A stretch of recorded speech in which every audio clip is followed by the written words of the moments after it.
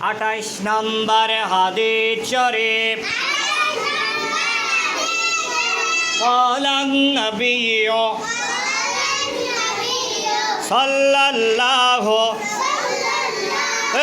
عليه وسلم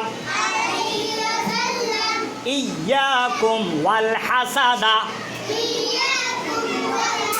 أرجره فإن الحسد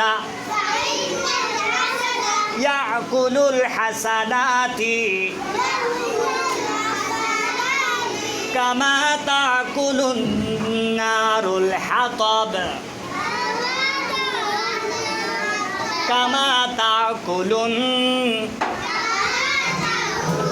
النار الحطب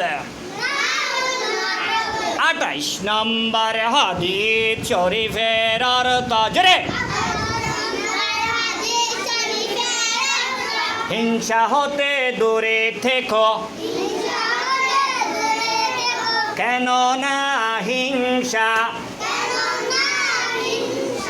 নেকিকে ধ্বংস করে দেয়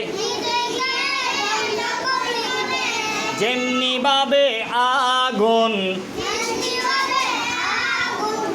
ধ্বংস করে শুকনা কাঠকে